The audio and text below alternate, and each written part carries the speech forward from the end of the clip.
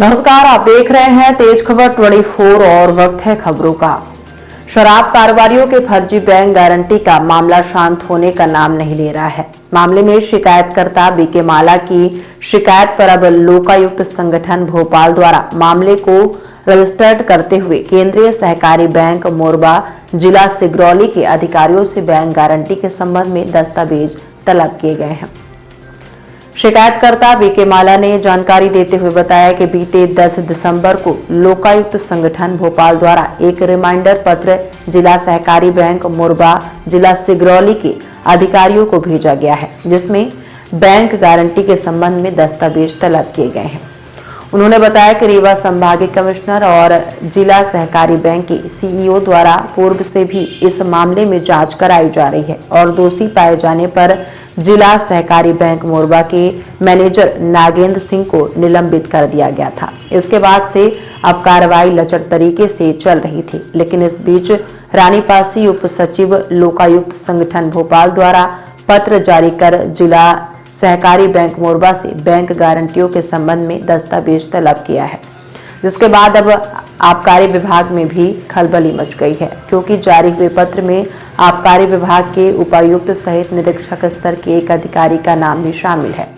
अधिवक्ता बीके माला ने कहा कि इस पूरे मामले में कहीं न कहीं रीवा जिला आबकारी विभाग के अधिकारी भी संकट में हैं, जिस संबंध में भी जांच की जा रही है और इसी के चलते पत्रों का जवाब नहीं दिया जा रहा है, जबकि लोकायुक्त संगठन भोपाल द्वारा पूर्व में भी इस मामले में पत्राचार कर जवाब तलब किया गया था। मध्य प्रदेश लोकायुक्त भवन भोपाल हमने एक लिखित शिकायत प्रस्तुत की थी, जिसमें जिला रीवा के अंतर्गत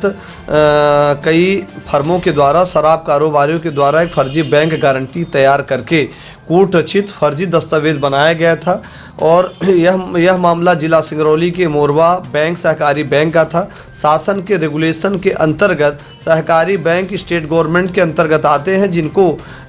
ये जेबी बनाने का, बैंक गारंटी बनाने का पावर ही नहीं था। तो परंतु फर्मों के द्वारा फर्जी बैंक गारंटी जेबी तैयार करके जो बनाई गई थी, उसमें बैंक मैनेजर और संबंधित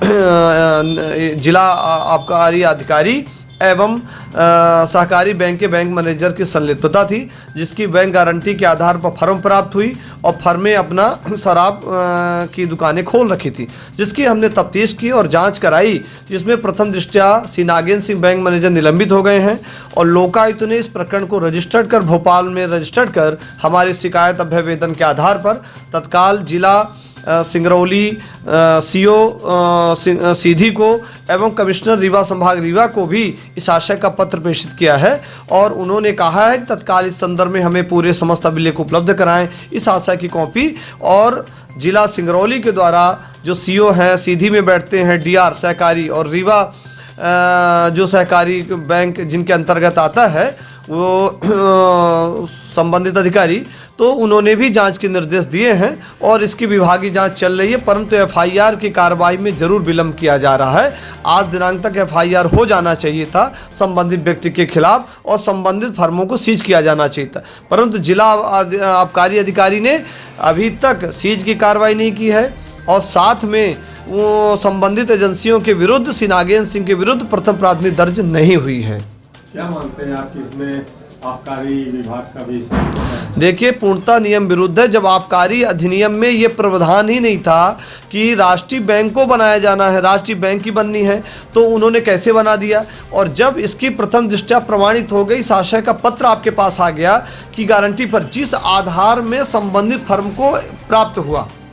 वो फर्में फर्जी गारंटी के आधार पर बनाई गई, तो उनका लाइसेंस निरस्त हो जाना चाहिए। दोबारा लाइसेंस बना लेना, दोबारा लाइसेंस प्राप्त कर लेना एक अलग अलग विषय होता है। कोई अमाउंट क्लियर ना होता, अमाउंट जमा ना होता तो इस एक चांस होता था, परंतु सीधे सीधे उन्होंने फर्जी गारंटी के आधार में, फर्जी जेबी के आधार में जो काम किया है वो फर्जी है, कूट रचित है, तो उनके खिलाफ 420 का मुकदमा पंजीबद्ध होना चाहिए। तो ये जब उनको जानकारी हो तो जिला आबकारी उनको बचाने के लिए पूर्णतः प्रयास कर रहे हैं और अपने अधिकारियों को बचाने का काम कर रहे हैं और साथ में बैंक मैनेजर के विरुद्ध जो कार्रवाई प्रस्तावित है उस पर हम चाहते हैं कि त्वरित एफआईआर हो और संबंधित व्यक्तियों पर उचित न्यायिक कार्रवाई होनी चाहिए।